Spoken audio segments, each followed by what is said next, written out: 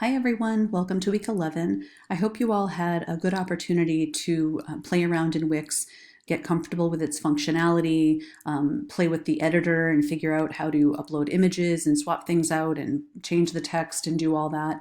There's quite a few functions. I know Wix is supposed to be really good for beginners, and I think it is, but there are still a lot of really good functions in there that I think are ideal for students who are novices or for people who are sort of more on the intermediate or even proficient side, because you can tap into a lot more of the functionality that Wix offers. But I think it's a great choice for beginning website designers.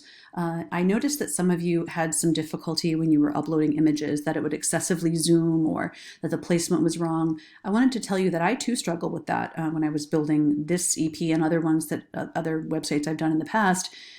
I don't know what causes it, honestly. I played around with it until I finally got it to work and it wasn't zoomed in just on my eye or something, and I don't know why it happens. I think I could have probably looked up a tutorial and had it help me, but I take it as a personal challenge and try to figure it out on my own, which I eventually was able to do. But if any of you are struggling with that this week, please let me know and we can troubleshoot that together. But otherwise, this week we're going to be focusing on writing the content for your website and basically developing it, choosing what images you want to use. The writing for a website is obviously a very unique type of writing in that brevity is very important. You have to choose your words extremely carefully, which again, it can be difficult, very much harder to write something short than to write something long, because you know what you want to say, but how can I say that in bite-sized chunks that are more web friendly, as opposed to writing the education narrative, right? So think of the education narrative that you did at the start of the term, and that says a lot about your past. Now you want to tell people about who you are now. And how can you do that in really small chunks of bite-sized text? So we're going to be learning about writing for websites, website building strategies, fair use. That's going to still be on the table, obviously, if you're using photographs from or images outside your personal collection. Maximizing accessibility should always be a concern in whatever you're doing, font sizes and colors, etc. Making it easy to find and for people who you want to access it. And achieving balance, visual and textual discernment, meaning a nice balance of images and text, that none of the images are gratuitous, that the text is carefully chosen, that it's placed well. Don't be afraid of white space. White space is your friend. You'll see that in one of the sources that I shared this week. But I'm going to move on now just to this week's session materials. Essentially what I've provided for you is a series of curated, I really try to choose these carefully, some tutorials and tips to help you in your web development this week. So here are the Wix tutorials that I did post last week as well. I put them here for your convenience. Here is a list of media types and file sizes that are supported by Wix. I thought it would be important for you to have that. I noticed a couple of students told me that in the ePortfolio, the link was dead for accessing courses in the descriptions. So I've put this here. And then here are instructions for how to upload a document in Wix, because that's not something that I found particularly intuitive. And I figured I'd put this here to save you some time. I've got a really good source on design tips for beginners. What is usability versus accessibility? I thought that was an important thing to know. In order for it to be useful, it has to be accessible, and not just to a few people, but for all users. And this is why it's important. And some guidelines for improving your website's accessibility. I will tell you that you're going to want to choose images from your personal collection as much as possible and when they are relevant. You can, however, when you want, find free to use images within Wix or here. And Emily Hopkins, your MED colleague, was kind enough to offer some insight here. She likes Pexels and Pixabay are some of her go-to favorites. So thank you very much to Ms. Emily Hopkins. So these are some resources that I hope are helpful. Before I move on to the next section here, I'm just going to click over real fast. This is basically the outline for what you want to be doing this week. Review the course materials, meaning all those tutorials, and that's when you're going to develop your MED EP website. Now, some of you voiced concern about privacy, and so I want to draw your attention to this box right here.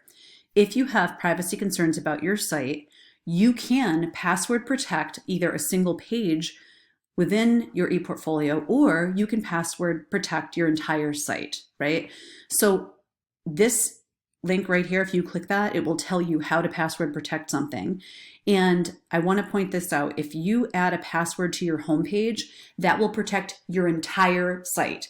you would have to give someone a direct link to an inner page in order for them to be able to access it, all right? So if you decide that you want to password protect your site or you want to password protect a single page, when you share your ePortfolio for student peer review and to submit to me, you absolutely, of course, must share your password when you submit the link or post the link. Otherwise, nobody's going to be able to access it. So I hope this addresses some privacy concerns that some of you might have had. I will say that the URLs that are generated automatically by Wix are so obscure and difficult to search, even by putting in your name. It's not something that most people would be able to find. If you choose a domain name and you purchase that, that's something different, obviously. But I just wanted to make sure I offered this. So by Friday, you'll notice that I gave you an extra day because I want to make sure you really have a little bit of extra time to focus on the development of this because it is so important and you will be using it throughout your program. You're going to use the template you've chosen to complete all sections with your own unique content. Okay, so I'm going to click over here really quickly to the ePortfolio master. And so this is cut off a little bit and I don't think I can make it bigger. No, I can't. Your name, obviously, you're going to want to update that. You can delete everything except where for your program here, if you're in Learning Analytics or ELID, you can just say ELID program or whatever you want to say. You can delete the rest. But on this page, you are welcome to keep this image, which I recommend because it sort of adds the Northeastern brand, or because this is an image from my collection, or you can upload something of your own. But I recommend leaving this one for now. On the About Me page, obviously you'll want to do your name. This is a picture of me. That is actually the day of my doctoral hooding. There I am wearing my little tam o' shanter, adjusting that. I wish I had known they were taking that picture. Turned up later on a website and I was like, oh, I know who that is. So share a photo of yourself if you feel comfortable. Of course, you do not have to. You could share a photo of something else that you think captures the essence of who you are and how you identify with yourself. So you can share a photo and then just write a short biographical statement here. I recommend chunking it out into sections like this. And here, this says heading of your choice. You might want to separate your bio into personal interests, professional interests, et cetera, like that. You can approach this however you want. Your professional profile, these are images that were taken from Wix. So these are fair use images that Wix offers for free. And you'll need to address your experience, background, work setting, and professional identity. You can change the entire look of this page. You can swap out images. I think the way this is set up is you will click this and then it sort of flips around and then it reveals the rest of the text, but you can set this page up any way you want. This was just a starting point to kind of show you what's possible, but just know that these images were taken from the Wix free collection. In the goals section, you're going to want to define your pathway, and this section is on your application development. Essentially, if you have a concentration, how does that relate to what you want to do in the future in your profession? What are your aspirations? How do they intersect with your concentration, etc.? So you can kind of just respond to these prompts a little bit here. And this is an image that I took actually in Ireland, and the way it was just framed and everything about it sort of to me spoke to goals, right? Looking off into the distance and the fact that I was even in Ireland, right near my family's hometown, Ballycullish in Kilkenny, was really, really exciting. So I think if you want to choose something from your personal collection, this is a really good place to do it. So in my program, this is simply just a page that I have with an image because oftentimes what will happen is people will go like this, and then they won't bother to click on my program. They'll just automatically go down, right?